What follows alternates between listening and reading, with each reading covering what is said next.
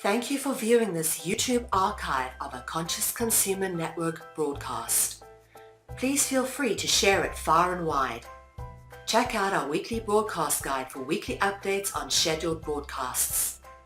Help keep us on the air by contributing to our network support fund.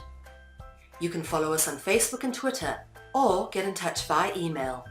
We thank you for supporting free and independent media.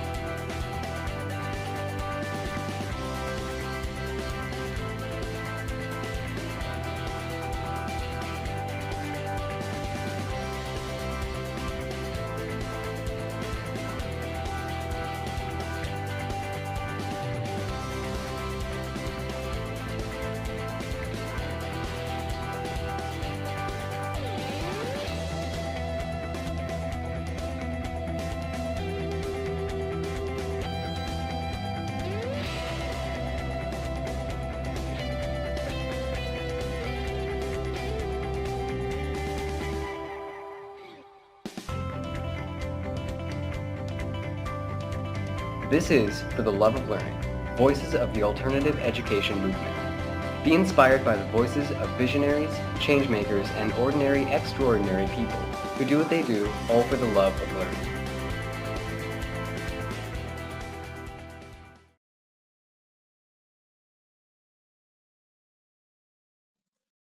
This is For the Love of Learning, Voices of the Alternative Education Movement.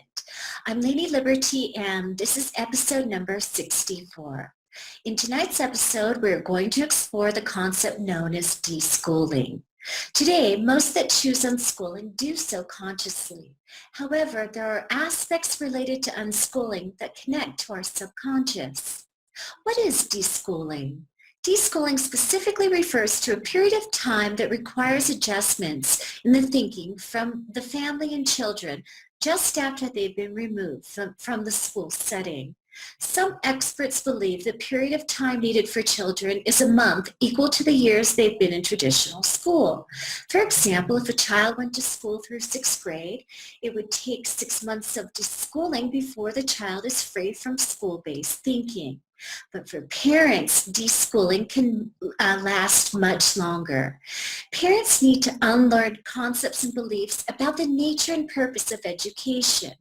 Mostly that translates to how unschooling parents must move into a facilitator or partnership role with their children in regards to their education versus the traditional role of that of a teacher. Most new families that come into unschooling experience old belief systems coming up through their interactions with their children and themselves and are not consistent with the unschooling philosophy. Bringing attention and awareness to these thought and behavior patterns and making a conscious choice to change these old paradigms of thinking is a crucial part of unschooling. Many refer to this process of examining and letting go of their old belief systems as the process of deschooling. Tonight's episode was pre-recorded in April, but like usual, I'm going to introduce each of our panelists, and then we'll start the recording of our inspiring conversation. Our first guest on tonight's panel is Luminara. As a former teacher, Luminara witnessed how children's creativity and individual talents were ignored and their love of learning corroded.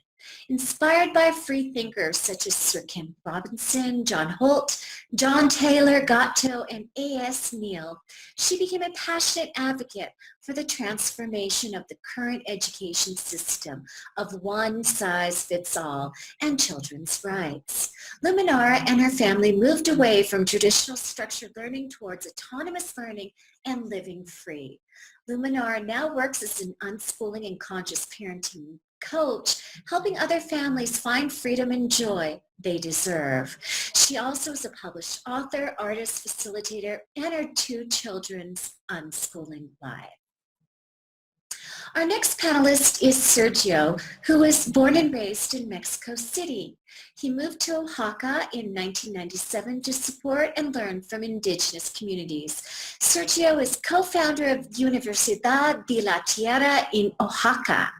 Through his work in the nonprofit sector, he has developed a deep respect for the capacity people have to make a good life for themselves when they are able to freely take responsibility for their own communities.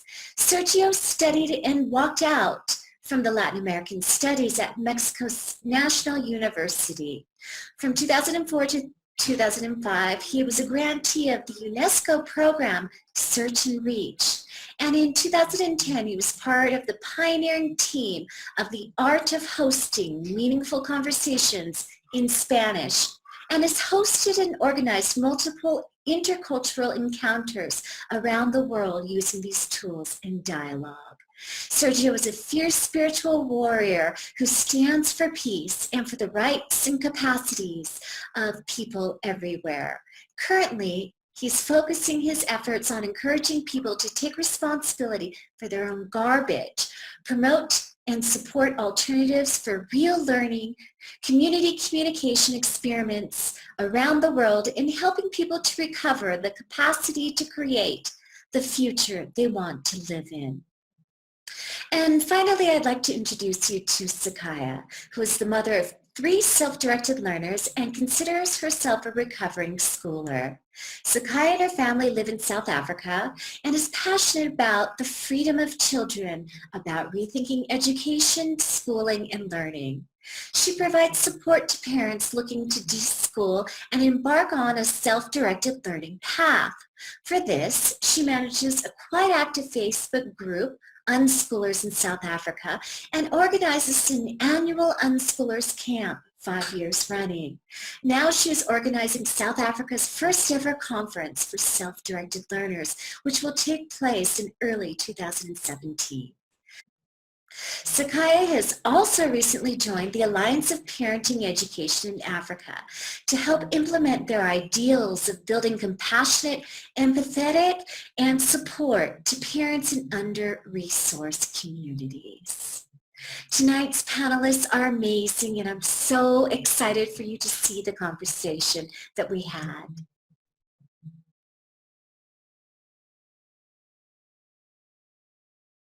Let me just do it.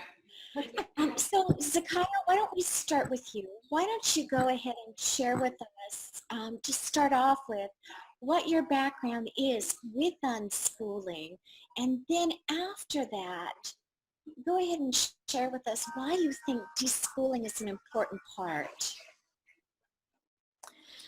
Okay, so I'm a mother, and I've got three kids, the eldest being 18 and the youngest being 9. And they've always been self-directed learners. So we started off with unschooling before we actually knew that there is such a thing, but we knew we're not going pre-packaged, we knew we're not going school, we're not doing school at home. And then we discovered that there's other people like us, unschooling, and we connected with I would say virtual community, and so 18 minus 5, so we're going strong 13 years now. And I can see that, with all the doubts and going it alone, I can say that, if I had to do it again, this is the only way I really would do it, because we got to enjoy the journey. Every member of our family got to grow and learn and discover themselves, and to re-look at everything. Because you don't just challenge the assumptions about learning, you end up challenging every single assumption about life, the food you eat, the financial system, what makes for good relationships and what doesn't. So it was an amazing growing experience. And the biggest challenge, I would say, would be for us as parents, for Ahmed and I, was to change our mindset, to let go of those, our wiring from 12 years of schooling and our higher education.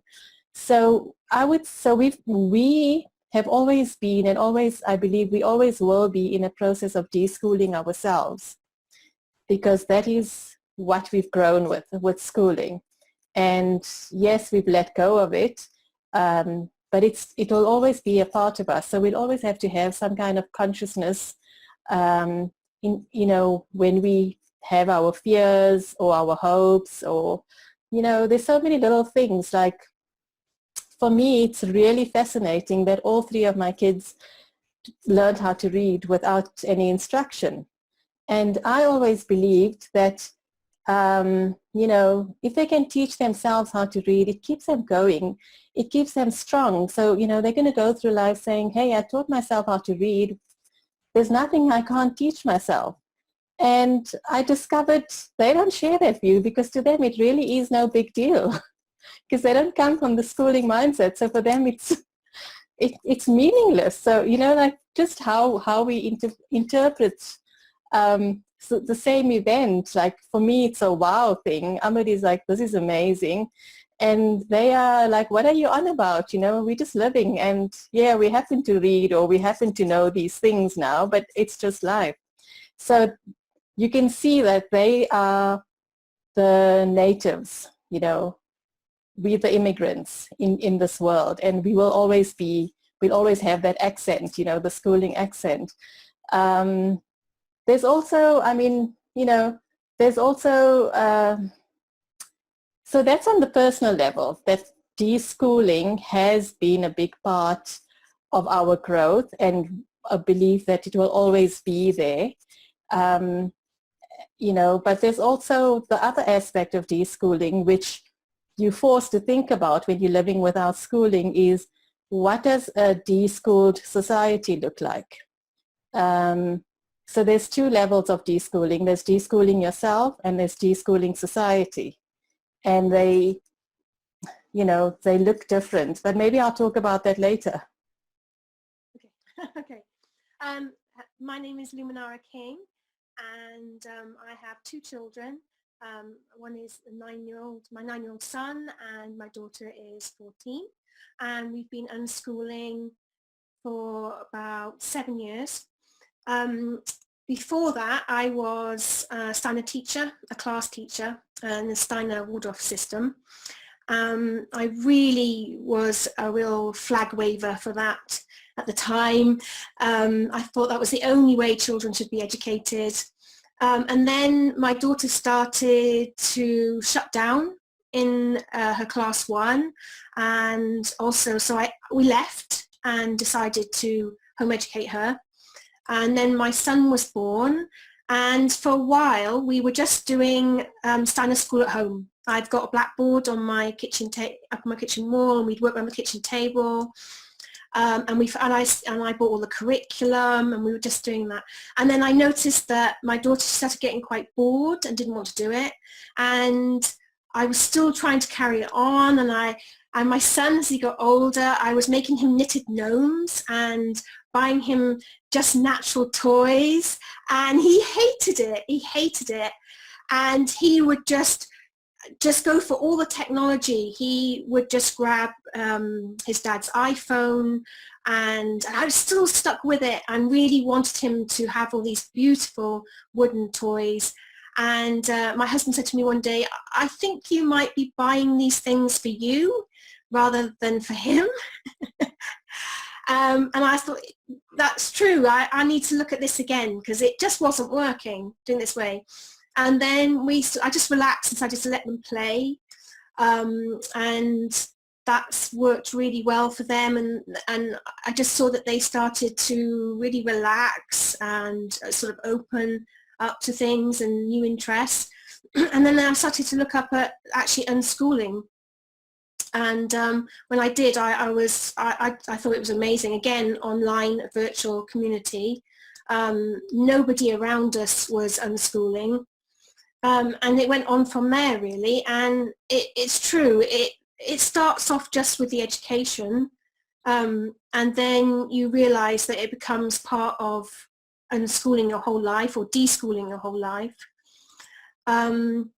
So yeah, I think it's a constant journey. I still find now that I get doubts, and you get little comments from people, because my daughter doesn't want to do exams. And here you have to, I think across the world actually there's a lot of where you have to get the exams to get into college and you get a job, and people are saying, well, what's she going to do?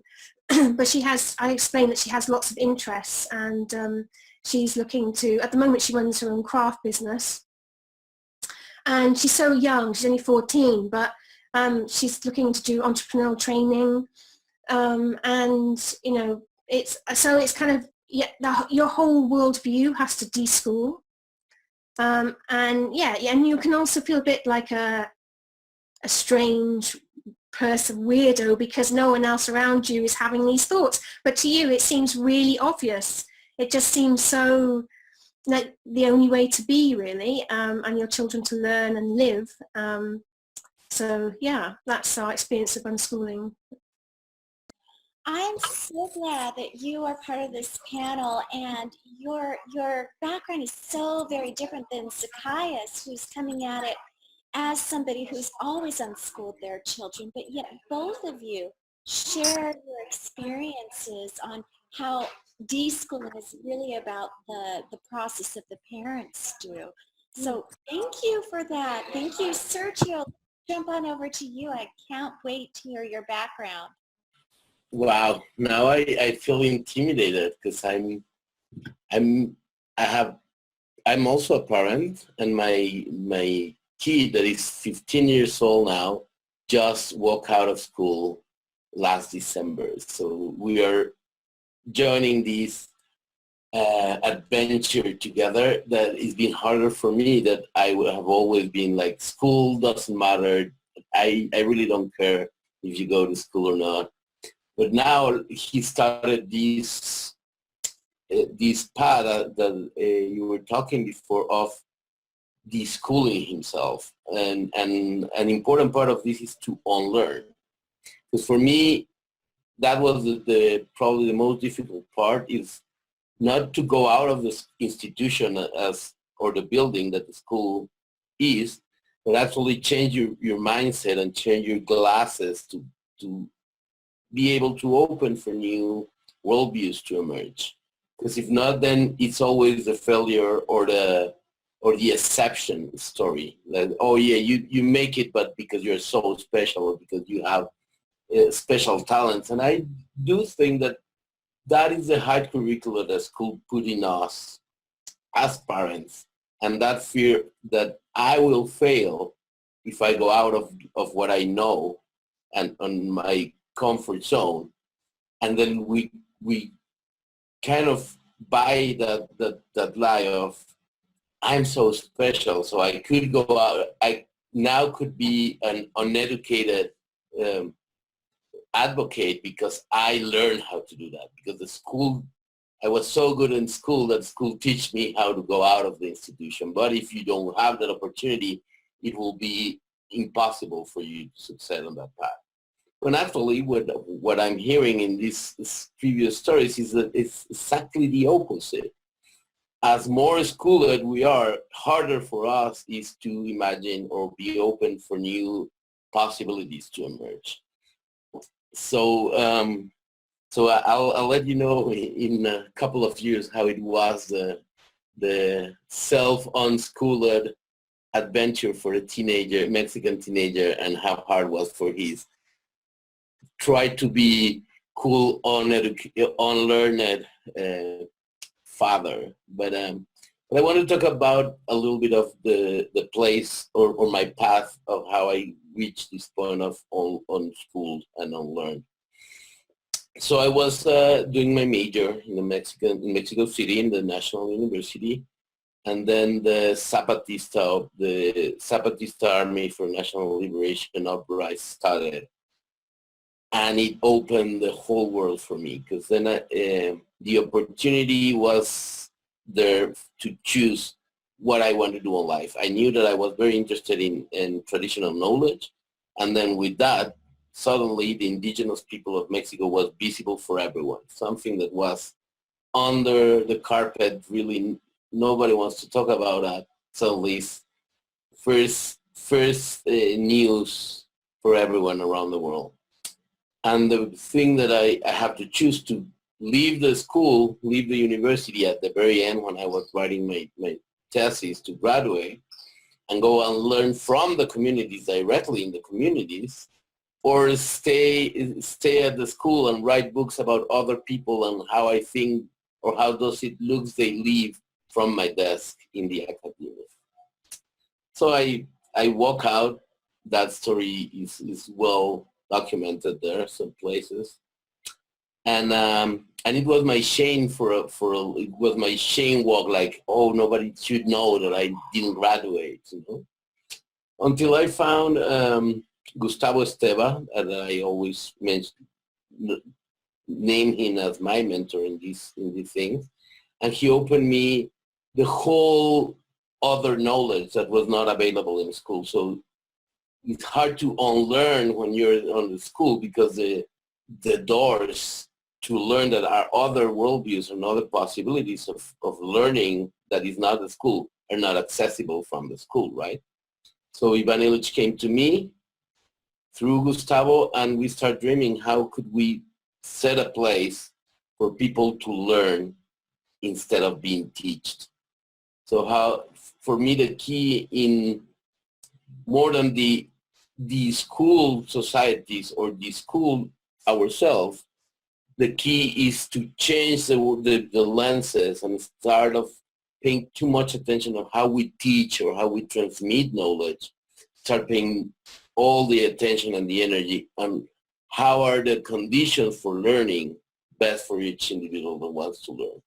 So this pedagogy has been for 100 years inventing and analyzing several ways of teaching, but very few attention in what happened in the other side of the process. What are the conditions we need to create for people to be able to learn whatever they want to learn?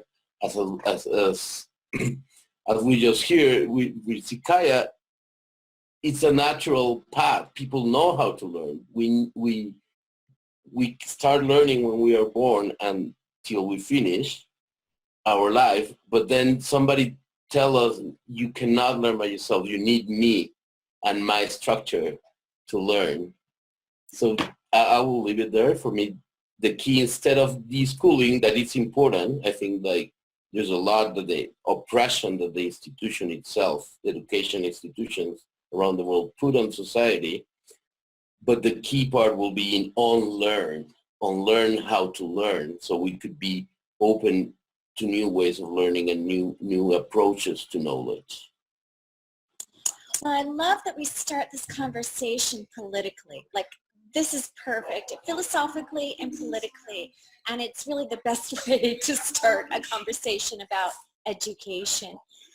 What occurs to me is really what you're talking about. I mean, there's a lot of things that we could touch on. We could touch on, you've got a son who went to school until he was 15 and how that looks in terms of deschooling him. But what it occurs to me that the deschooling conversation is really about changing the conversation about education. Education, we believe, is something that is given to us or something that we earn, right? And somebody else is the holder or the key of knowledge. And when we're talking about unschooling, we're moving into a mindset of natural learning, which is very different because it challenges the idea of education and it disempowers those that hold the knowledge. So we're talking here to a panel of parents and those that are very interested in natural learning about deschooling. What about these schoolish thoughts? And I say schoolish because it rhymes with foolish. But what about these schoolish thoughts that really are a part of our paradigm, our way of thinking about education?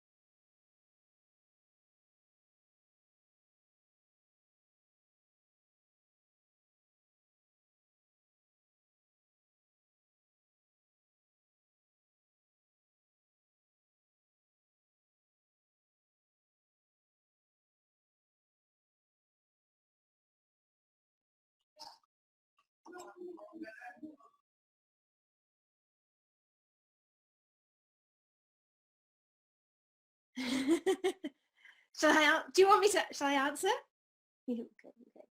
I just want to, you say, about deschooling ourselves and how we change that dialogue about education and what education is. I was reading a bit about Ivan Ilch's Unschooling book. I was reading his book, and what really struck me is something he said about we have become a society that is about credentials.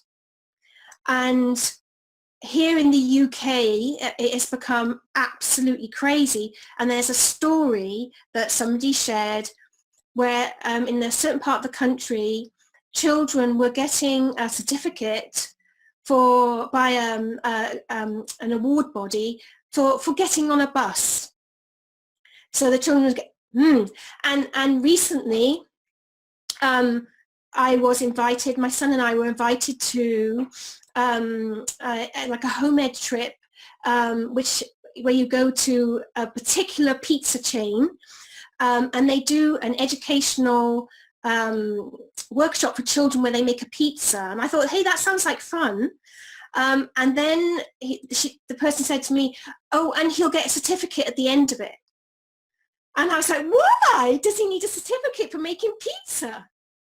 And I think the world's gone insane, but it's this whole thing that we have to have this credential. Whatever you do, we have to have the certificate. And, you know, you can get caught up in that even as a parent. You know, you're thinking, well, what are they achieving? Well, my children need to achieve something. And it's a real kind of journey, and I feel that I'm on that journey now, and it's actually a really beautiful thing. It's to just think, why can't they do something for the sake of doing it? You know, why do they have to always have an achievable goal, a credential? Why does it always have to be something that that helps them get on to the next level or something else? Why can't they actually just cook pizza because he wants to cook pizza, and you know that, and for that reason only? So again, it's this thing of being. Sometimes it's quite hard as a parent because it's all coming at you all the time, everywhere you are. It's kind of all these voices, and you know, you can't go anywhere without someone saying, well, you know, are they going to get a certificate for that? And you know, getting on the bus, I mean, it's crazy. And it's just being always aware as a parent of that, and trying to actually saying, no, let's just let them enjoy it for the sake, let them be present, let them just really enjoy their life, especially as they are children. So they're not worrying. I mean, I know sometimes my daughter, who's 14, she actually says, Mum, what am I going to do with my future? And when she talks, I know, because she has a few school friends who say to her, you know, what are you going to do? How are you going to get anywhere without any exams? And it's something that, you know, she starts to worry about herself. And we talk about that, you know, there's many other ways, and, you know, Lainey's fantastic retreat for the teenagers. I've got my eye on that at some point for Maya. You know, and this is what it is. It's about experience. And I've also recently met a group of unschooling, well, homeschooling actually at the moment, homeschooling parents who have teenagers, and they've only really taken them out over the last year. And we've just started meeting. And one of them was, I wish I could be as relaxed as you, Luminara. I wish I could just, you know, be more free with it. But I'm really worried about what my son's going to do in the future. And I said and we just talked, and I was saying to her, well, you know, how do you feel about him actually doing some voluntary work? You know, there's no shame in doing some voluntary work while he's young. And because she said, well, he doesn't know what he wants to do. I mean, I'm really worried about it. And he wasn't interested in school, you know, and she had bought him a load of curriculum books, and they had to pick them up from the store that morning. And she said he was just so flat about it and grumbling. He just doesn't want to do it. And I was just helping her sort of see that actually sometimes it's the fear we carry as parents. But the children, it's thinking in a different way. What else because we do help facilitate their learning and their experience. You know, how can we do that in a completely different way? And at the moment, my daughter is, she's actually got what I kind of call an informal apprenticeship with a friend of ours. So she actually goes into old people's homes and she runs workshops with them. And she is getting so much joy from that. And also the old people, the old folks, they love her because here comes this 14-year-old girl with lots of enthusiasm. And she's there, and of course the rest of them are in school. And she works, sometimes they have some sixth formers there from the local school, but they've been forced to be there. And she says they're very uncommunicative with the older people. They don't join in. They're just there. They're in their school uniform, and they have to be there because I think in the sixth form they have to do a little bit of work experience, where it's not their choice to be there. Where it is her choice. So she has a completely different experience than they do.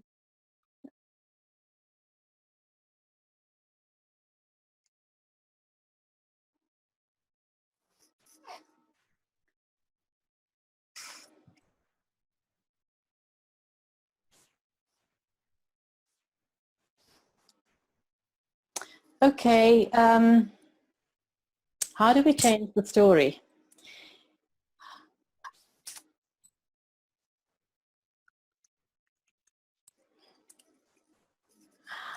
Oh dear.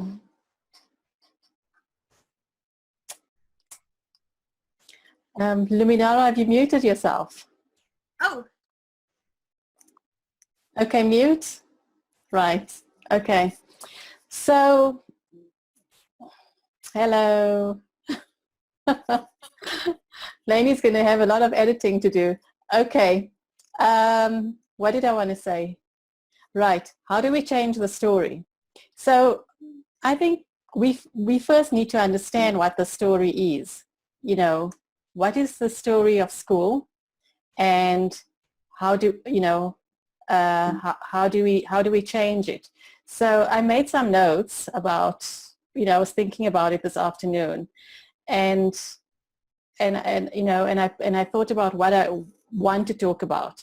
So for me, how schooling and the institution and learning institutions force us to think about learning is what the problem is. It's not about being free to learn. It's about, being confined. So now within the schooling paradigm, we think of learning as specific to a place and specific to a time. It's, in school from 8 to, I don't know what time schools finish, 3 o'clock or whatever. And that's learning time. And then outside of that is what? I don't know, wasted time. So the new story is that we need to understand that learning happens all the time. And I mean, honestly, the learning that institutions tell us is happening within them is not really learning. Then we've narrowed down learning to a very narrow subset of information. So in this vast world of all this information, local knowledge, indigenous knowledge, different ways of knowing, being, thinking, seeing, we've extracted this really small subset and said, okay, if you know this, then you're learning, and everything else is just surplus and, it's undervalued. So so the new story is to open ourselves to looking at everything that we, being open to all kinds of knowledge, all kinds of knowing, all kinds of seeing and believing. Then there's also, I think the big issue is that it's coercive, and that the only way learning is going to happen is if you force it and you have a system of rewards and punishment. That's not learning. That's behaving or performing according to certain standards. I mean, it brings to mind what we force circus animals to do in countries where we still allow animals in the circus. And then the last thing I think is really important is that the schooling story is based on mistrust. And so we have to, an elaborate monitoring and evaluation system. Teachers monitoring and evaluating kids, the principals evaluating teachers and monitoring them, and then school administrators and monitoring and evaluating principals. It's all based on mistrust. And the news story is based on trust, which is easy if you understand that learning is innate, it happens naturally, that it's not confined to only these things. And so what someone looks like time wasting from our perspective could be learning. I think Ellen Rowland, she writes this blog called A Muddy Life, and she wrote a beautiful post on learning in the negative space. And Luminara was talking about, the certificates and what we have to do. But the real learning, or what we can show for what we're doing. But oftentimes the real learning is not tangible. It's when it doesn't look like anything. And it's hard for us who've come through a schooling process, who have paperwork to show for the things we complied with, who get asked all the time what our kids are doing. It's hard for us to also, to bear that in mind, that that's not real, that's superficial, that's extrinsic, and we need to trust the intrinsic motivation, the intrinsic interest of our children and of ourselves, because sometimes, we're saying, I ask myself, are you being productive here? Are you really learning something? It's hard to let go of those things. So, it's going to be a process. And so the new story is dependent on understanding what the old story is and why it doesn't work. So, and what kind of new story do we want to build in our own minds and in our societies.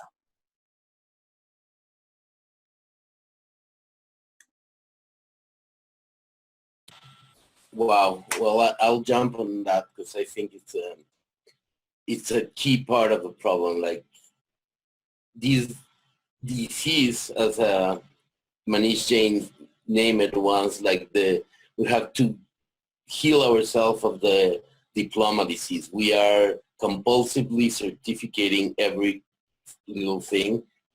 And it's very rooted in one of the worst things that education have in modern times. That is, I mentioned before, the hidden agenda of school, and one in the middle of it is competition. So we need to certify that you can compete.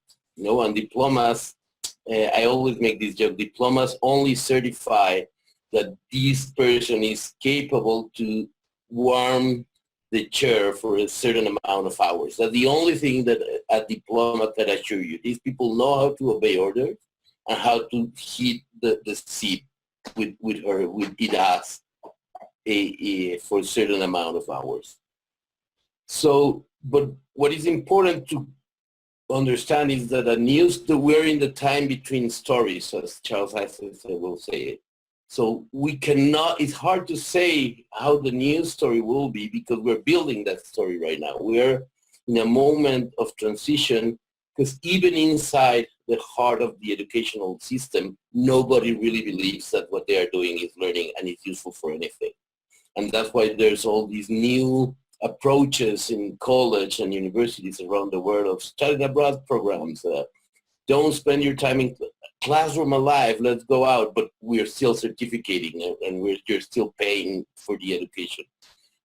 Because you can change the way you teach as much as you want, but if you still follow the paradigm of education, you're changing nothing. That's not a new story, it's still the old story.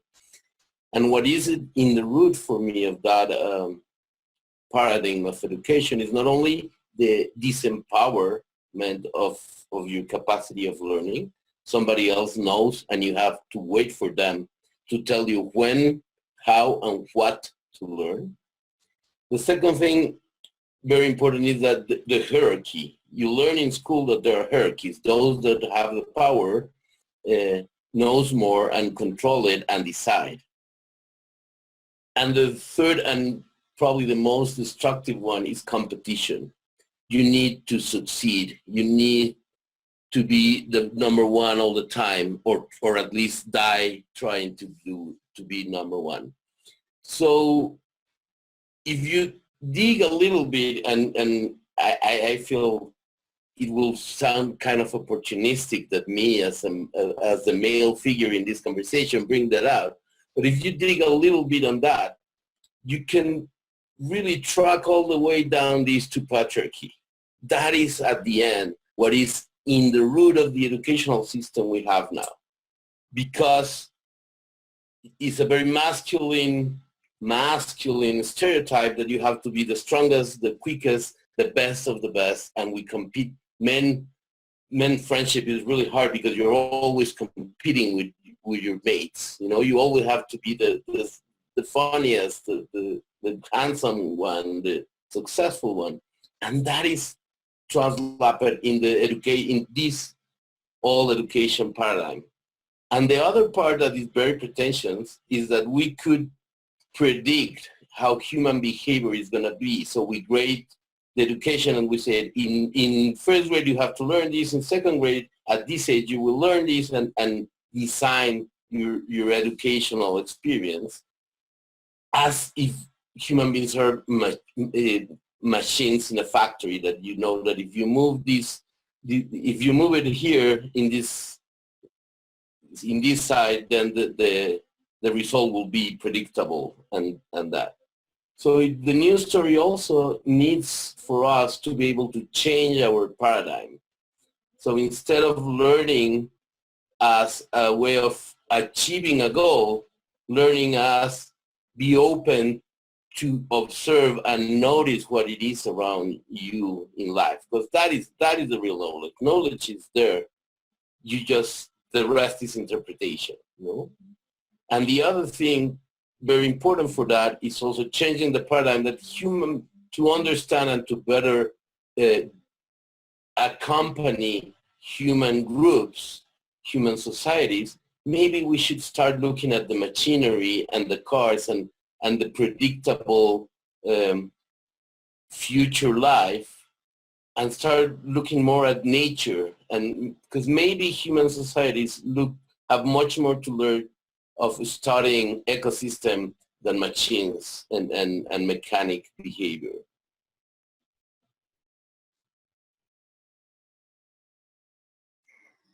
You know, can I quickly respond to you, Yeo? You know, that bringing in the issue of that patriarchy, I think it's so key and so fundamental, because yes, the system is patriarchal. And so that narrow subset of knowledge that I was talking about earlier, that's designed to continue to serve and entrench this patriarchy. So as long as we don't step away, as far away as possible from this old story, we're not going to dismantle patriarchy. And if we can't dismantle patriarchy, then you know, our ecological systems, our ecosystems, indigenous knowledge, basically our peace is at stake. And so if we want a peaceful world, we need to dismantle patriarchy, and to dismantle it, we have to step away from this patriarchal story that you so rightly brought about. So I just wanted to jump in and respond to you there quickly.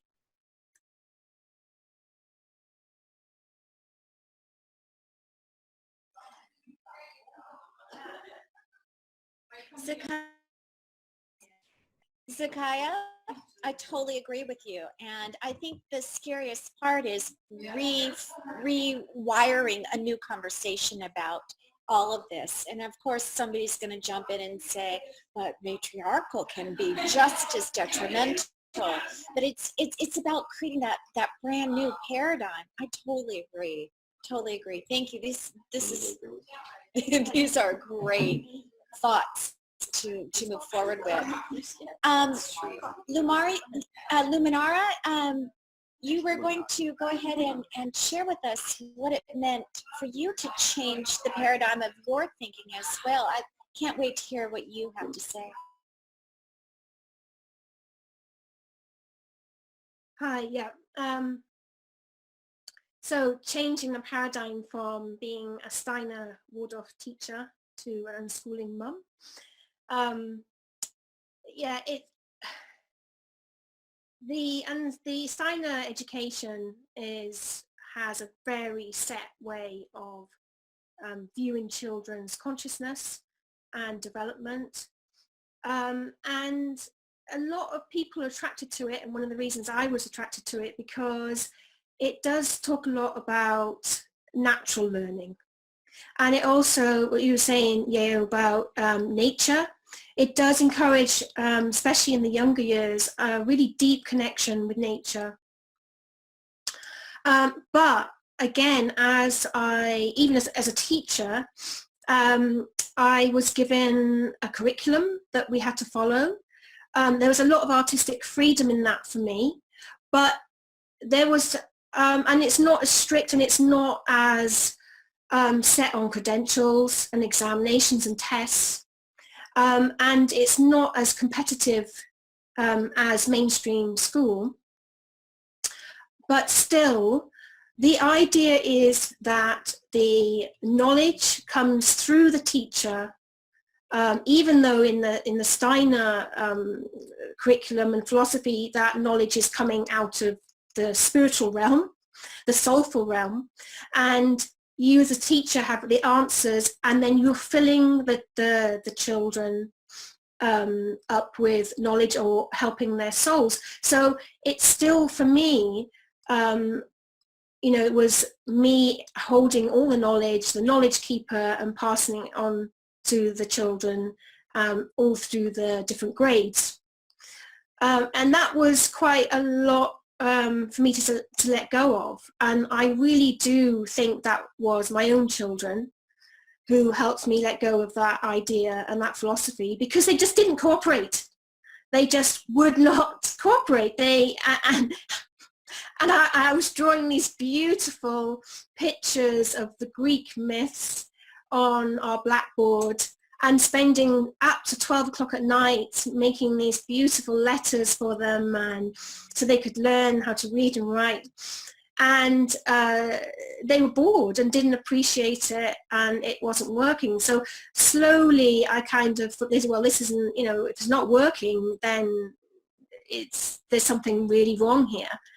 And then sort of stepping back to watch what is working for them then.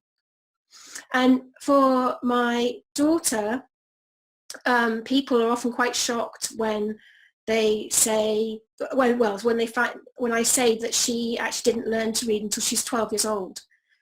And people think, oh, you know, you obviously didn't work, you know, with her, do the right thing. But that is absolutely not true, because we did the Steiner thing for a while, and then we actually went on to doing a few phonics with her when she was younger, and some workbooks, and it did not work. It did not work, and I just thought, this is just ridiculous, and if anything, it was stressing her out. And so it wasn't until I let go that the story of her learning to read is that she suddenly discovered one day The Worst Witch books by Jill Murphy, and just absolutely loved it. A friend of hers read it to her, and she loved it and said, Mum, you know, can we go to the library tomorrow and get all these books? I want these books. And she came back with a pile of books in her arms, and then she went into a room for a week and just read. And when she came out, she could read. And I still don't know how she read. I still don't know. When she reads to me, I do this really annoying thing where I read still labels to her and things, because I forget that she can read. And she goes, Mum, what are you doing? Stop doing that. I can read it myself. I go, oh yeah, I forgot, because I don't remember when you did that. So yeah, and so the Steiner education is still about, in a way, obedience, and about you cannot trust the child to go on their own learning journey. They still need to be held and told what to learn. So yeah, it did take quite a while to let go of that.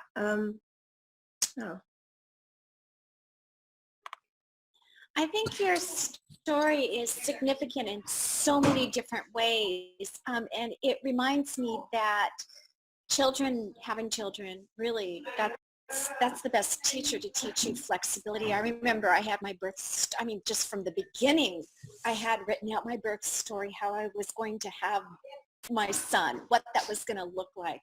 And it didn't look a thing like that. And that taught me flexibility from the very, very beginning.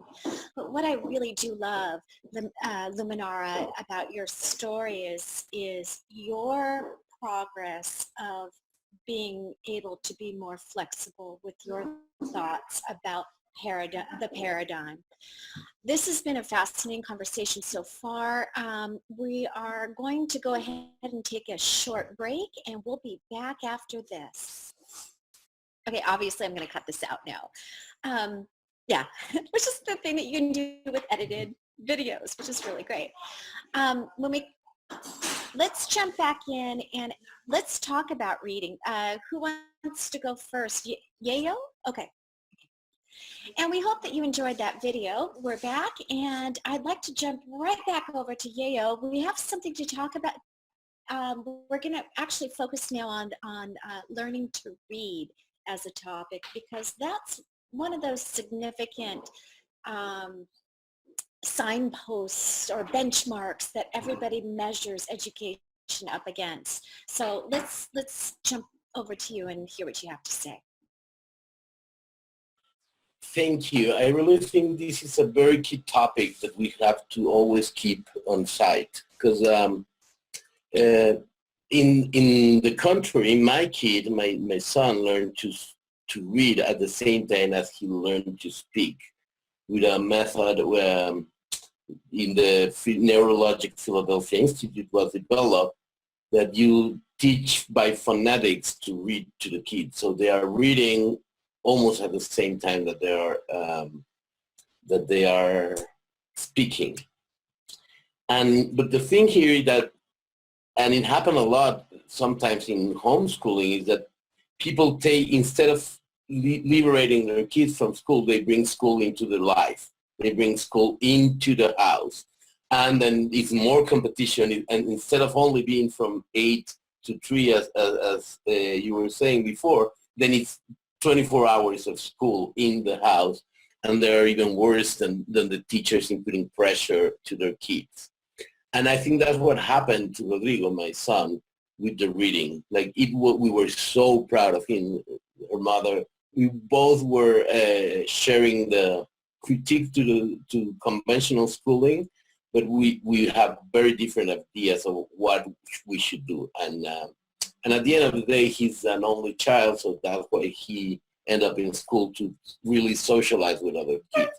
But that pressure that he got of being in the spotlight because he learned how to read made reading for him something that was very joyful and a game for him when he was a baby, into like oh my God, again, they're gonna show the funny show and the little kid's gonna read here, and he hated it, and now he really have trouble to engage with reading.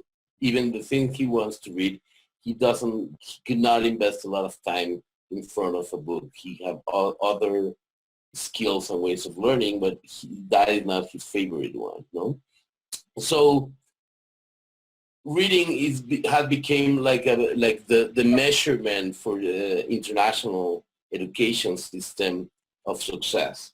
If your society could read and write, no matter what type of science, then it's okay, because then they could follow instruction as well. You know, if you keep digging what is under the thing, it always came to the same point. You know, so we need people to read, not because society or educational system really believe that there is a gain or a pleasure or a specific skill for learning through reading, but because it's the fastest and easy way to standardize behavior, if we could all read the same signs and the same instructions. So I do think that reading as well as writing, it's a skill that kids develop sooner or later because they need it in this society, you know? they will need it. It's like the passport they need to move around. So they will pick it up whenever they need it. And if they don't need it in the early stage of learning, they will prefer other tools for learning, and that's okay. And it's our anxiousness and our paranoia of like, oh, I am failing as a parent because I'm not pushing them to read mandatory as the rest of the world is doing, that we have to be careful about. And the other thing I wanted to touch when I was listening to you, Luminara, this Mexican say came to my mind that said, be aware to not throw away the baby with the dirty water of the bathtub. No? So although there's a lot of, as I said before, 100 years of pedagogy designing different ways of teaching, that doesn't mean that we should throw away everything. Like, if we are able to use them as tools instead of dogmas, then I'm sure that there are the very creative things that we could, tools for learning that we could make available to our kids so they could use them when they need it, instead of being the dogma we use to indoctrinate them. And I will leave it there. Hold on just a second. I want to ask you a quick question. You talk about tools for learning. What does that look like for you? What do you think learning tools encompasses? So for me, there are two things you need for learn in my experience. Learners need tools and observation and ways to practice what is in their own bodies to approach knowledge. So curiosity will be more something that I do not see as a tool, but like an inner ability of human beings to approach knowledge. Reading, for example, will be a tool to approach knowledge, something I take out from the outside world to help my learning path to approach knowledge. Conversation and significant conversation could be another very useful tool for learning. We have, instead of teaching our kids how to do abstract math, how could we teach them math, applied math, so they will know that if I'm going to build this wall, I need to calculate certain things so the wall doesn't come down, instead of just throw them calculus in abstract world of the classroom. So that will be, math, for example, will be a tool of learning. But the capacity of measurement or calculating distance will be an inner ability that you need to develop. I don't know if it's clear the difference between the tool and the ability.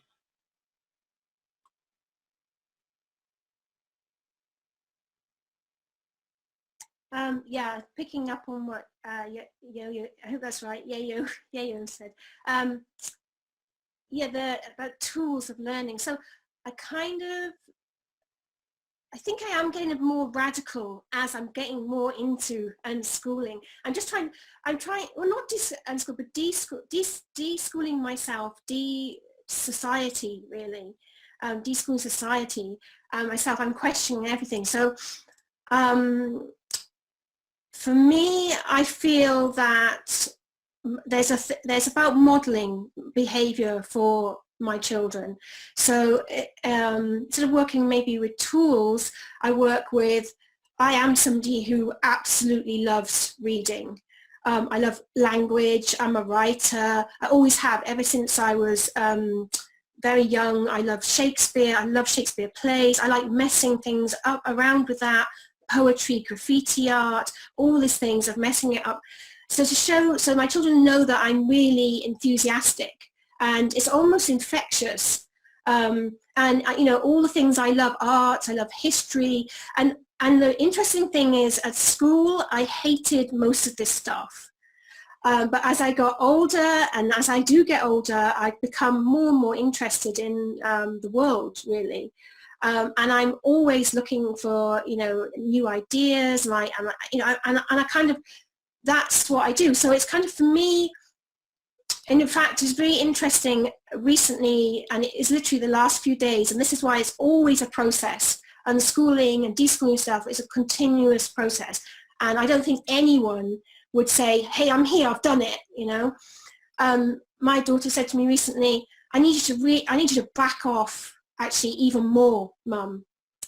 And I realized there were still things I was holding on to, you know, going, I think you should try this. And I actually said to her, you know, I wanted her to try out this class and she didn't want to go. And I said, what if I paid you to just try the first one? And she was saying, you can't do that. No way. And basically, yeah, just, you know, I need you to back off even more. So, you know, yeah, I've realized I have to get on and live my life, really. And I have to love what I love. And then they will, and yeah, I do show them things. I mean, I think I annoy them a lot because I will see things on YouTube videos and I'll call them down and say, come see this, come see this. And they go, Mom, again, hang on.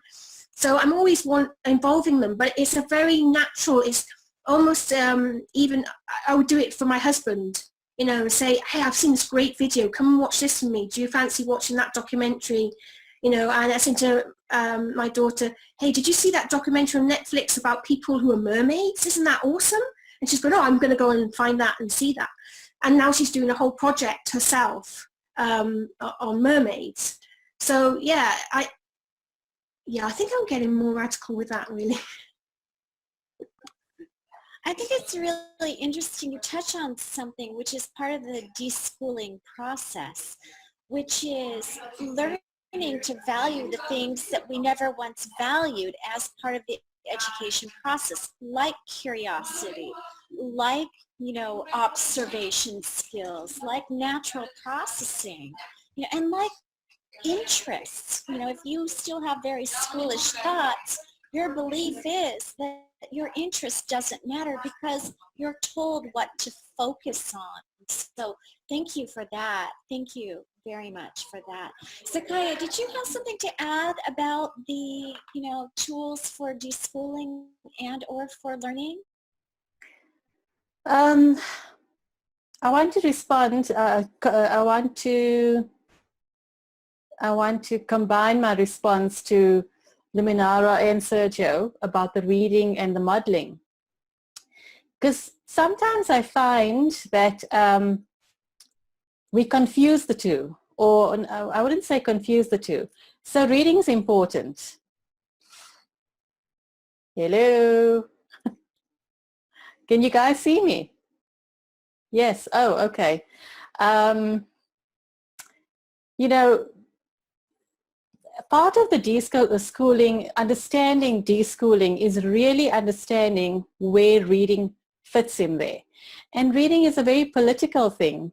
It's also a way of controlling the thinking and your mindset.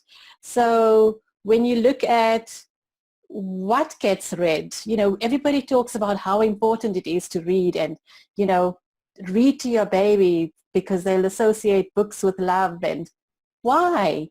You know, it's just a tool like other tools, like looking at the sky and knowing it's going to rain now, I need to get shelter. It's the same thing. It's just a tool. It's not the tool, the most important tool. And I think that's important because, I mean, if you just go to Amazon's top best-selling fiction books, you know, why are women reading 50 Shades of Grey and not feminist stuff? You know, why are books by great African thinkers extremely expensive, you know, when other things, you know, books on war, etc., are freely available? So there's a huge political aspect to reading, and that the idea of reading is, in the way schools do it, is not really to liberate you, but to guide your thinking in a very specific, confined way. And then in relation to modeling, we always say, you know, have a house full of books, and if you read, your kids will read.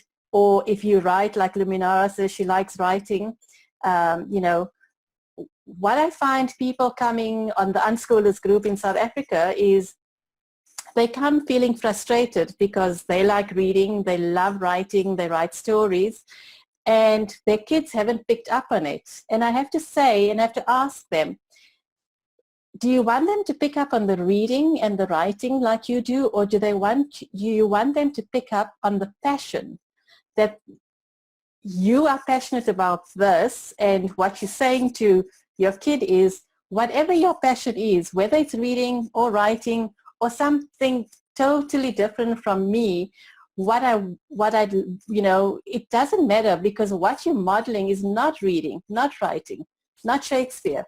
You're modeling passion. And I get a lot of that. I hear a lot of people's frustration that their kids aren't picking up on their interests. We must separate interest from passion. They must pick up on your passion for what interests you, and and use that same. Feel free to use that, for their own passions, whatever that may be.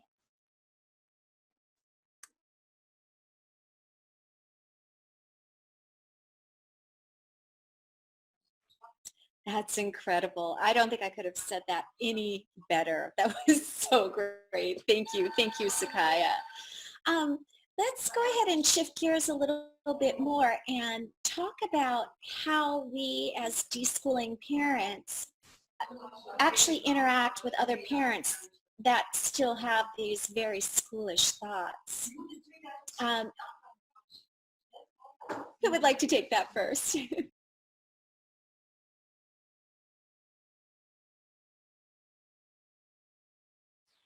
I'm gonna jump on that because I have the easy part in here, because I'm founder and was the general director of a NGO that is just for that is called La Unitierra, La Universidad de la Tierra, and it's a space for learning without school. So people argue like, oh, this is a crazy guy that doesn't believe in school. So the approach is easier in that way. But I think something real that I've learned in these almost 15 years of my adventure in the on-learning path is that if you start advocating, if you became like the radical activist that bomb out schools, then you are only putting more cement to the resistance wall, because then they reaffirm their paradigms and their deep beliefs, because now what is sustaining mainstream, but particularly mainstream in the educational arena, is faith. Because nobody actually could prove that going to school is useful for having a better life anymore. Like any school in the world now could say, we have succeeded in giving the skills and the material that our learners need to succeed in life, or not even to get a job, in McDonald's. And then you see them having jobs in McDonald's with their master's degree, very frustrated in life. That's what is happening. That's what education system, compulsory education, have created till now. It's a lot of frustration in societies. But societies still have faith into, maybe if my kid go to school and make better than me and scale up more, they will have a better life than me. So if you start confronting that faith, then people block out and don't want to even start a conversation. So instead of that, I think the approach that worked for me is to just illuminate how joyful it is to learn without the pressure of school. I love the distinction before that you make about the passion and your interest, because if people see how passionate learners that learn out of school became in what they're doing, then it doesn't matter if they became rich or not, if they got the spotlight or not, that will attract people, because everybody wants to be as happy as that guy. So in my case, it's like that. I have like very poor musical skills, and my kid is a musician, and that's what he wanted to be right now, no? But it was because he he grew up looking a lot of people looking for their passion and how and digging their way into, I want to learn this and figure out how to learn it by themselves. That he just learned to play guitar and bass with me having no idea. In the computer, looking in the internet, reading books, whatever he needed, until he became a musician by himself. And that was a skill that I have no way, or her mother, no way to support him, because there was very little that he could learn from us. Actually, we were learning from him all the time.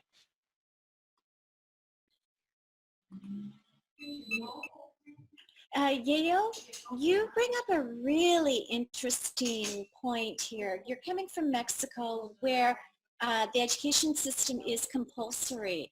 And so not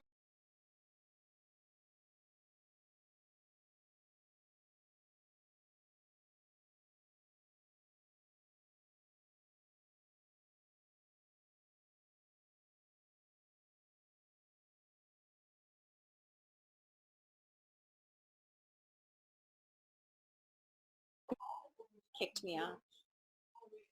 Can you hear me now? Okay. I'll start over because I can edit this. Thank God. Yayo, you are coming from a really interesting position because you're coming from a nation where education is compulsory. So you've got this added level of protest against what you're advocating. But in addition, you're coming from what's considered a developing country. And, you know, my son and I have been traveling for 7 years through developing countries. And when people immediately ask, do you go to school? And we say, no, we don't believe in school. That's such a revolutionary thought for people in Central South America, where their belief system is education is the only way to move out of the developing status into a first world status, probably in Africa too. So how do you deal with, from a very gracious kind of response, to be able to communicate with people that have this belief system that has been ingrained in them for many, many generations, that this is just not true? Well, I think that it's impossible to convince them. And I stopped preaching long ago because it was not really useful. But what I try to do instead is to illuminate success, cases of success of people that have learned in different ways. And Unitierra is a really good source of that. There's this story about Damian Lopez that I always love to show when people say, tell me about someone that could really get into successful in any kind of job without the certificate. So this kid came to us when we were just starting. He was one of the first learners, if not the first learner of Unitierra. And he came to us saying, like, somebody told me that I could learn how to make movies here, because I really don't.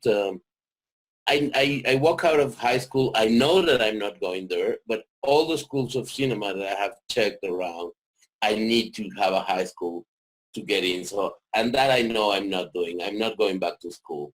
So I just come here to check if it's real that I could learn how to make films here. And if not, I'm just going to jump the border and go as an illegal immigrant with my family. Everybody's there making money. I just going to let it go. So that what he started in 2001. And by 2007, he got his first passport and his first visa to the United States. And instead of going as an illegal immigrant to wash dishes and floors, he went there invited by the Smithsonian Museum to co-facilitate indigenous people documentary workshop. So, and he teach himself by accompany people that were already doing what he wanted to do. That is the only thing we do. In Unitierra, we match you with people that is already doing what you want to learn. And just by showing those stories, or people showing their own story of success, and also like, it's not only allowing people to be more flexible in front of it's okay to do not have a diploma, but also like what else is possible, you know? Like if you can do that without a school, what else you can reach? What other ways, what other things that I think is the pivotal or the main stone of my life could I remove and see what else could be done? And then, as you said at the beginning, you start changing or experimenting with new ways of feeding yourself, of new ways of life that you will never be able to if you didn't give you the chance of, I will learn this in a different way just for it as an experiment.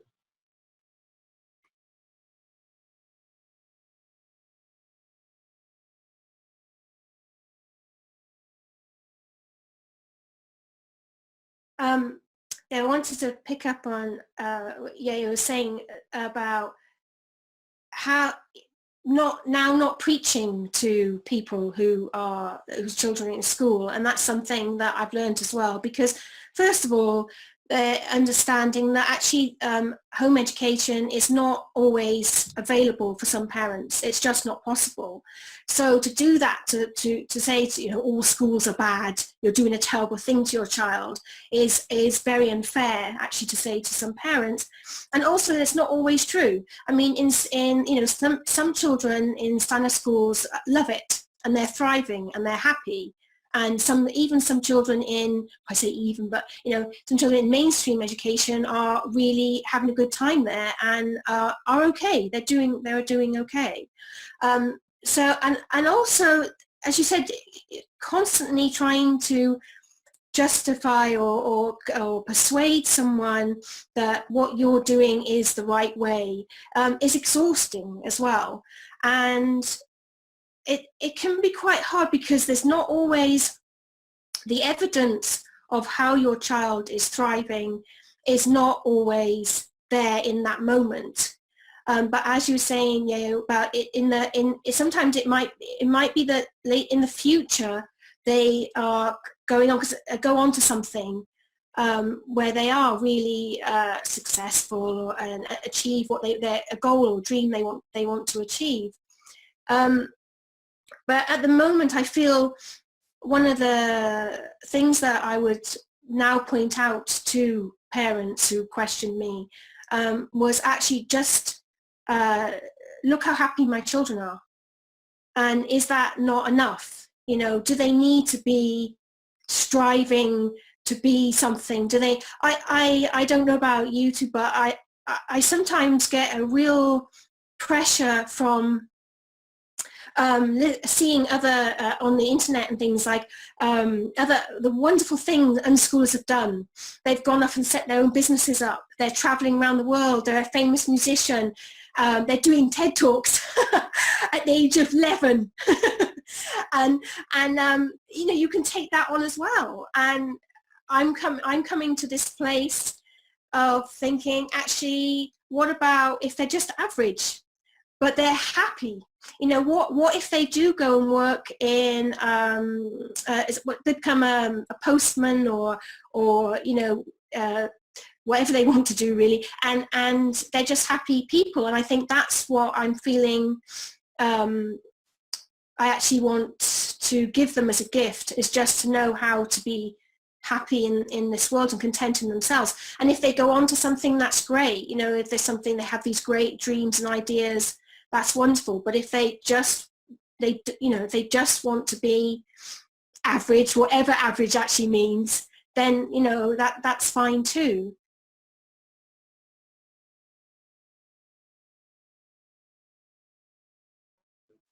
Yeah, that was well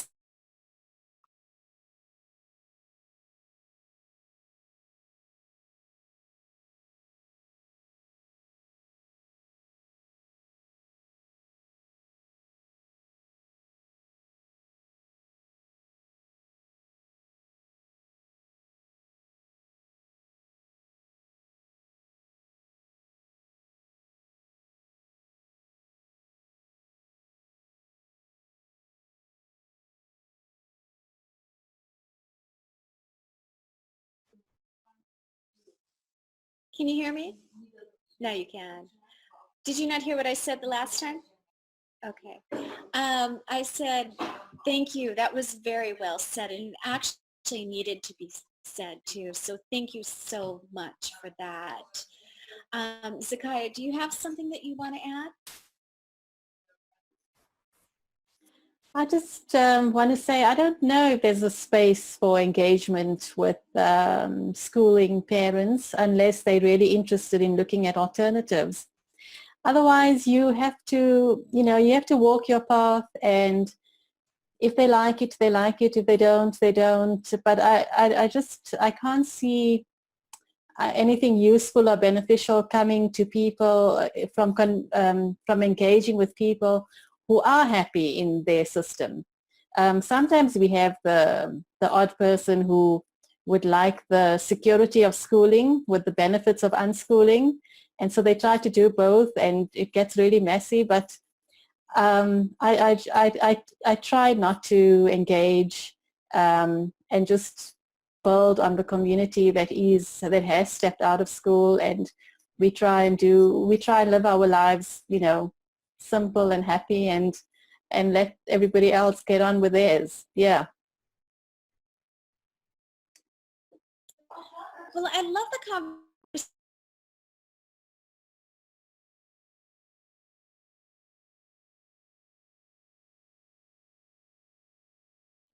Sorry. I'm so glad I get to edit this. So I love the conversation we're having about tools, because that really is at the base of changing the conversation. And if indeed we are talking about learning and not about the content anymore, then what are some of the ways that we shift how we learn, either as a family or as a group, as a society, as a culture? What are some of those ways that we can look at and start to really value? Because luckily we have a panel here from Mexico, Europe, and South Africa. So that there's such a vast foundation of resources and differences and ideas from all these different places. And of course, I come from the United States that live in South America. So, I think we can have this really rich conversation about some of those things that we value.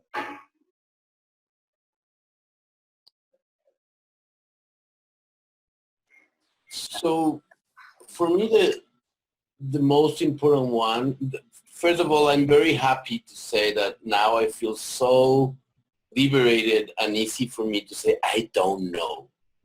Like I really don't know, because I do think that that's my biggest fear is to be seen as the expert of non-schooling or the expert of alternatives to education. So I don't believe in expertise at all.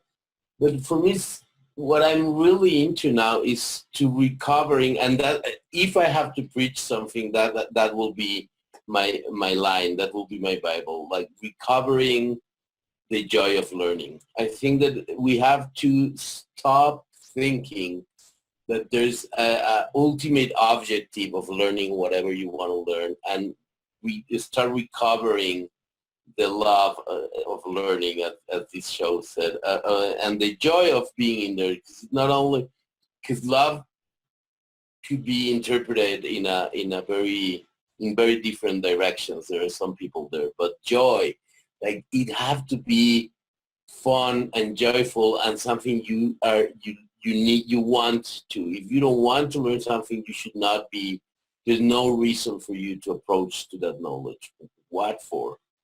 And the other thing that I think is more and more clear to me is that we only look for what is useful for us here and now. So why do we have to tell people you should learn this or you should go this path or this other path?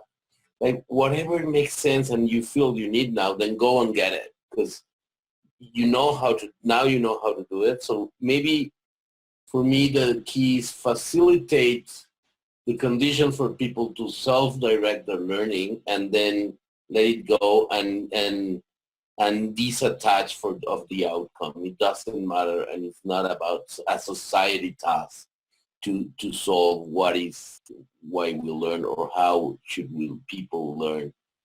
Reflection in action, I will say. Like how, if I am conscious that any interaction I have with the universe outside of me, and that make me reflect about it, then for me that's enough. That is learning.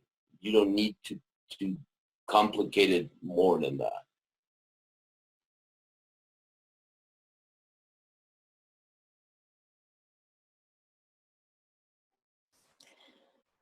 You know, Yayo, you've so liberated me right now, because it's something to be able to say, to feel, you know, to say I don't know and be happy with that, because I struggle to say that, but I agonize over, you know, what am I saying, you know, to people who say unschooling is very elitist, or trying to de-school a society would be great in a upper middle class society that is well resourced. And I'm, you know,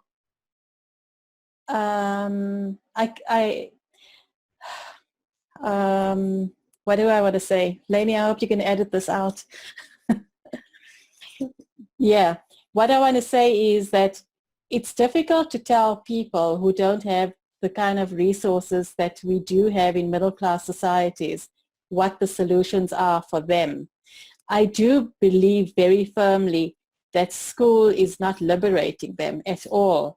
In fact, it's confining them, as you illuminated with, you know, with the filmmaker. There's hundreds of stories like that. But yeah, just, you know, to say, I think the important thing to say is that once you know that this institution doesn't liberate you, and once you know that you can learn anything, and that learning is a community effort, then every community will come up with solutions that work for them, and it will look different in every community. But it is something that I'm not comfortable with. I feel sort of defensive and on the back foot when we're talking about non-middle class communities. And, you know, so yeah, you really did liberate me with that. Just being able to say, I don't know.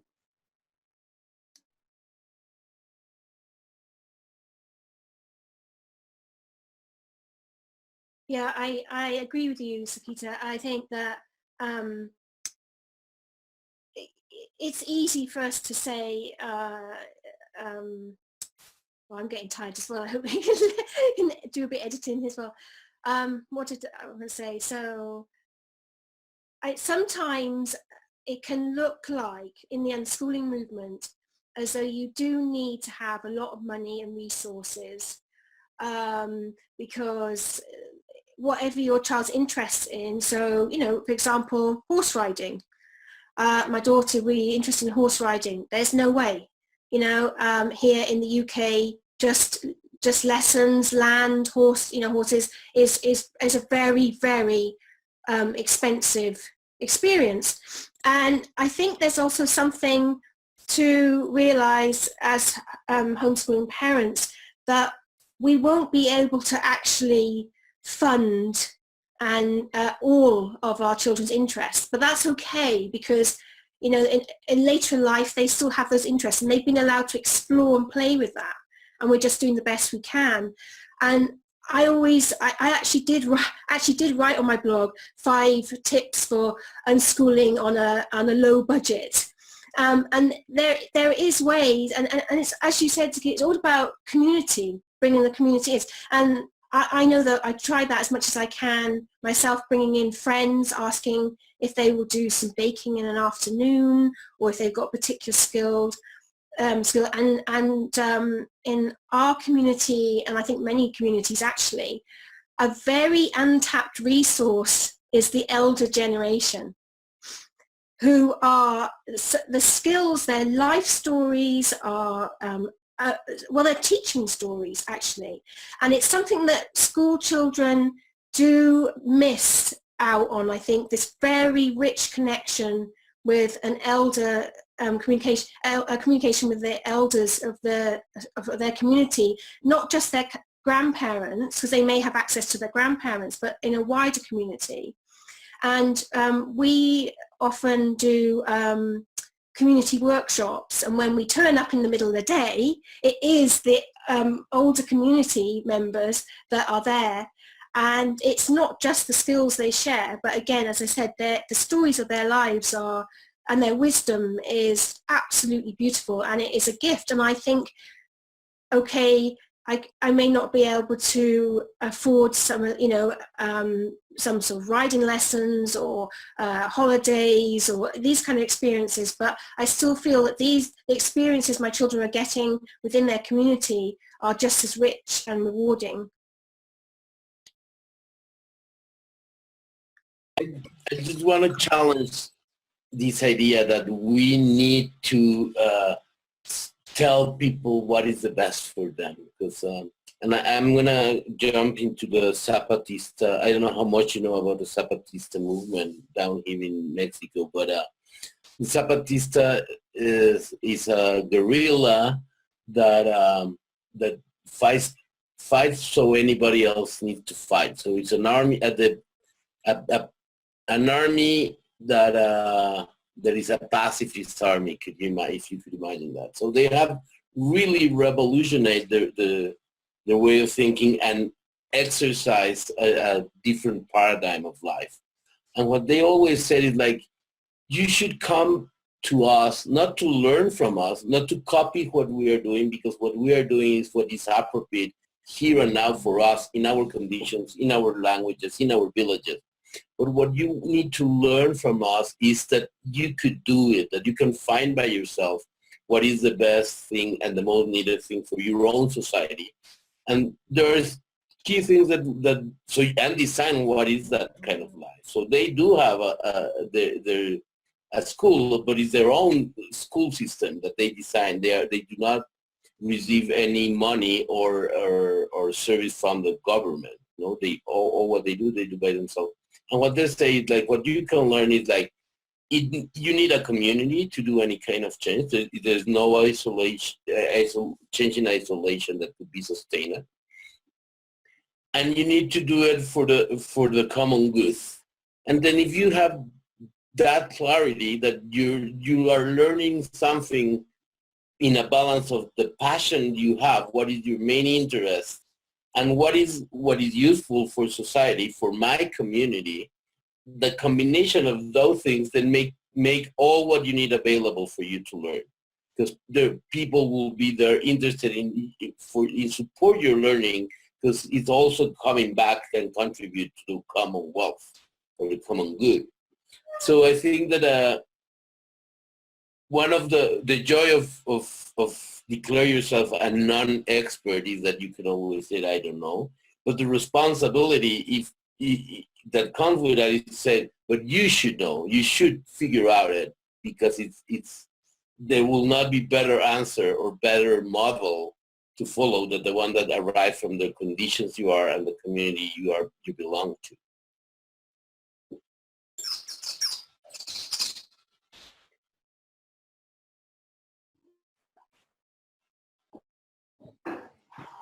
Yeah, powerful. That was so powerful, Yayo. This whole conversation, we've been talking about deschooling society, deschooling ourselves as parents, and we haven't yet once touched on what deschooling looks like for our children. Does anybody want to share some of those experiences?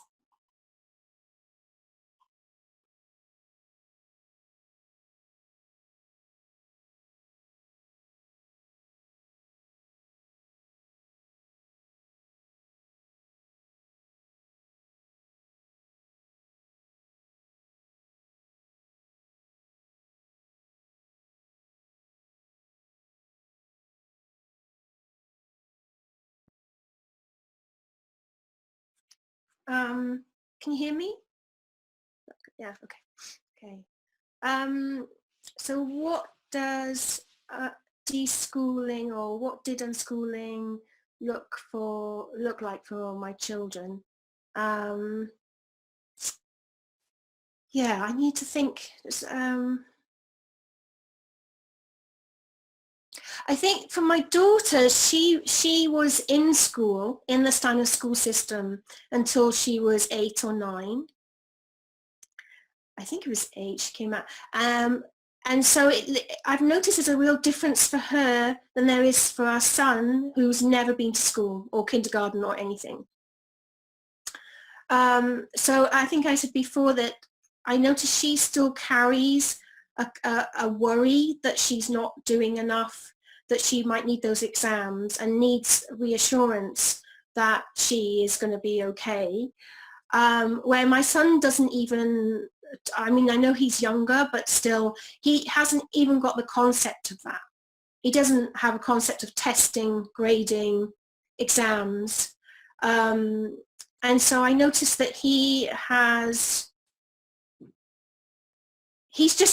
draws on everything. It's almost as though he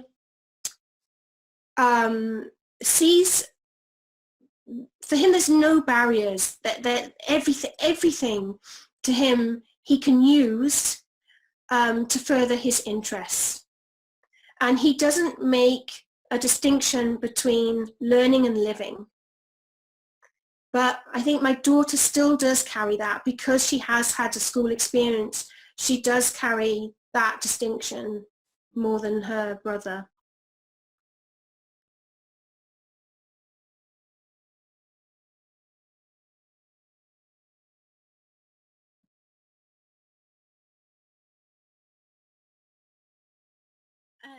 Yeah, why don't you talk about your son's experiences schooling himself? Yeah, I think it's something very recent from December to here, so only a few months. But I think that definitely he still carry and he's dealing with that right now, is this sense of failure, no? And it's been hard for him not to, even it was a self decision to walk out of the school. It's still hard for him. Then he feel that he needs to get a job immediately and get into guitar intensive classes and get 3 bands into to play so he could demonstrate that it was the right decision and that he could succeed. So I think that will be right now for me the most evident effect that the walking out of school have for him. But in the other hand, it also, because he's been conditioned by that and to live into that world of competition. In the other hand, he's also figuring out, because you cannot go said, hey, I'm the last in the race, but I win. You know, and you need to figure out how to explain that. So he has very creatively find ways to demonstrate that I am successful on what I in my decision, and one of that have to do with what you were saying. He's happy, you know, and so whoever asked him like, oh, but it's gonna be bad for you. The first thing he said is like, well, I want to be a musician, and I don't know if Jimi Hendrix had a guitar certificate to be, and it was Jimi Hendrix, so maybe it's not that bad because I choose to be a musician. And the other thing that he always said is like, yeah, but I'm more happy than ever. Like I really feel awesome of starting at my rhythm, and then I don't have to wait till the math class finished to start the music class or the dance class or what I really interested in. So yeah, maybe that's what I'm a winner, no? Like maybe in your scale, I'm the last one in the list, but in my scale, I figure out how to feel successful. But definitely the competition is still there, like this idea of failure. I love that. I'm so glad you said that. I mean, the kids that are not in school actually have time to focus on their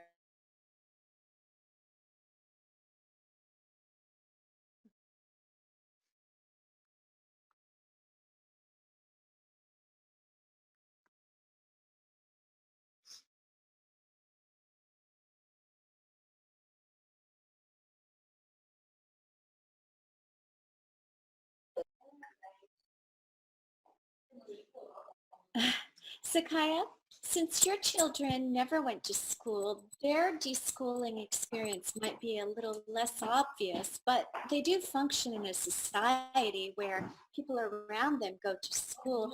Can you think of anything that you can share that would demonstrate their own deschooling experiences? One of the things, okay, this is a really cute story because the girl across the road has always been trying to convince my daughter that school is really nice. And the other day, or at least 2 years ago, she said to her, you know, you get so many lovely prizes, etc. And my daughter said to her, no thanks, I prefer my freedom. And so she was 7 then, hey? And I was like, yay, I was so proud of her. So, you know, that mindset is so different. And when they engage with school kids, so they're deschooling, I mean, I don't know if they have a deschooling process, but they observe the school, you know, the school mind.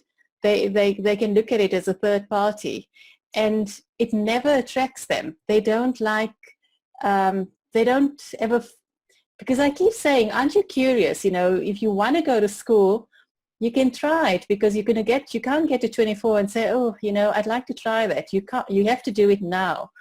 And there's no attraction to them, because I think their mindset is so different. They cannot comprehend any of it. The sitting still, being there at a certain time, focusing on certain aspects.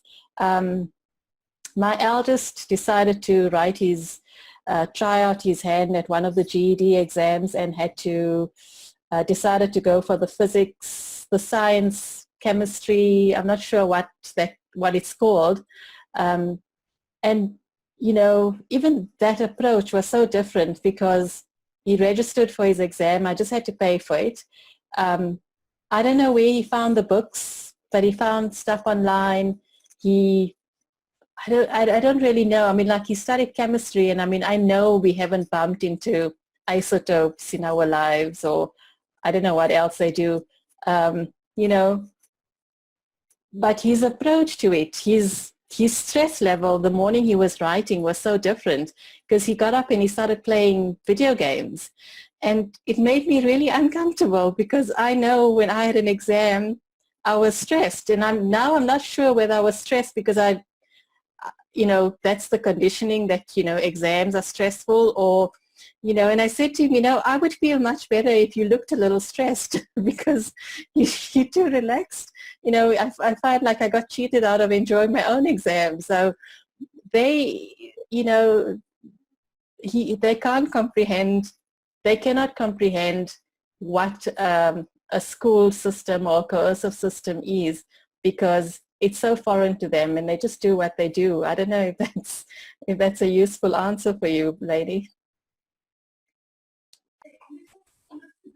Yeah, actually it was perfect. Oh my gosh. This has been such an incredible conversation. I have learned so much. So thank you all for being a part of this panel tonight. I'd like to go around to our panelists and ask you if you have any closing thoughts. Please share them. And also, please share with us your websites and projects. And just to remind our audience that people on the show page, you can there as well. Yiyo, and share with us your final closing thoughts. Thank you. Yeah, well, just to say it was an awesome conversation. It's awesome to be here. And I've learned a lot too. So that's the good part of these things, that conversation open always for new possibilities. So I'm a super fan of dialogue and meaningful conversations. So Yeyo and Wax, it's my Skype nick. So I'm really open for conversation, everyone. And I don't know if you can see this, but it's Unitierra, as it sounds, UNITIERRA.org.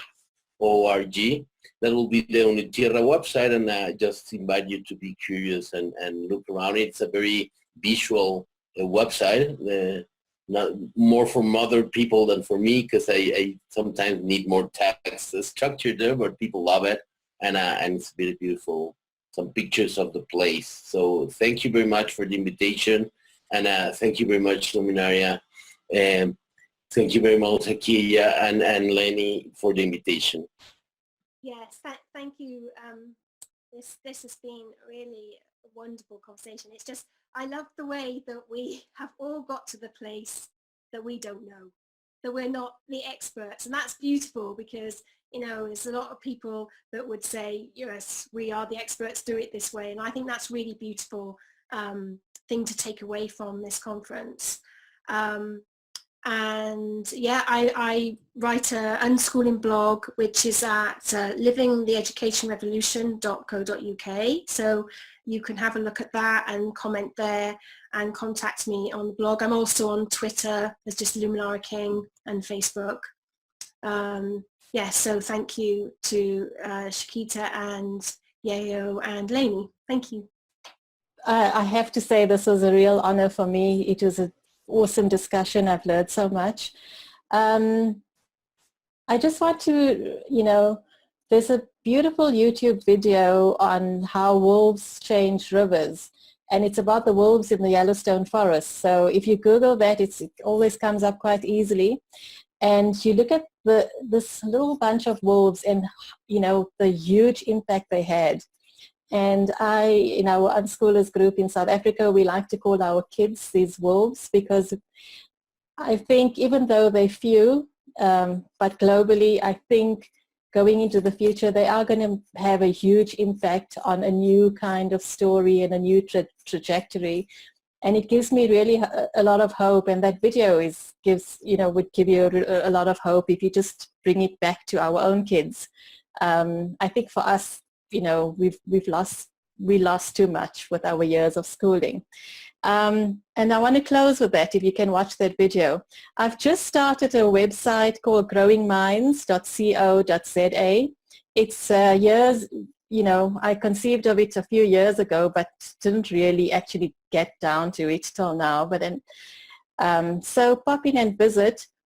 But the most exciting thing for me is that we are planning our first ever conference on self-directed learning and unschooling and reimagining learning in South Africa, and we're so excited about that because it's never been done. We're going to do the first one, and it means that we're finally having this conversation. So next year, February, if you feel like visiting South Africa, it's a really good time to come and visit then. Join us in the conversation in the conference, and you know, I'd love to meet all of you. Wow, that's such exciting news, Sakai. I'm so excited for you. Thank you, everybody. Thank you to everybody who's been on our panel, and thank you to Mel and Biggie over at Conscious Consumer Network. As always, I thank you for having these hosting these conversations for us. It's a wonderful platform. And thank you, Nina, our fabulous producer, for putting together these great, really interesting panelists to have these conversations. So wherever you are and whatever you do, continue always doing it for the love of learning.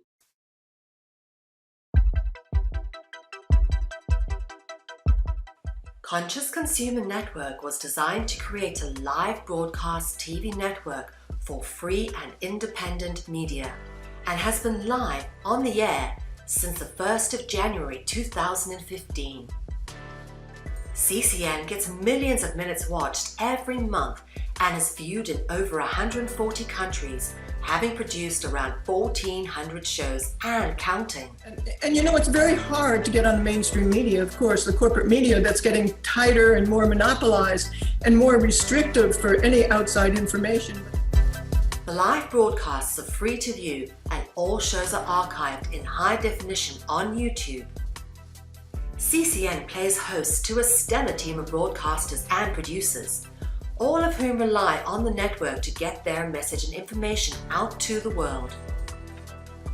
CCN has continued to evolve, constantly seeking to create greater media usage and opportunities for both broadcasters and viewers, including supporting projects such as the newly launched consciouscommunities.org, a brand new social media platform that is free to use and has been created for those dedicated to the pursuit of freedom, justice, peace, and sustainability to come together and co-create the solutions to a better world.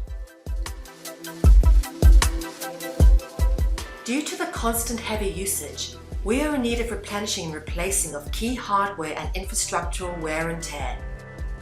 This includes the fixing and replacing of parts of the live broadcast equipment system, as well as increasing storage capacities for content and projects. Without this, CCN and its affiliate projects will simply not be able to continue. Conscious Consumer Network is a publicly funded project, and it is up to you all to keep CCN on the air. Support our funding drive with a donation or become a monthly pledger. We thank you all for supporting free and independent media.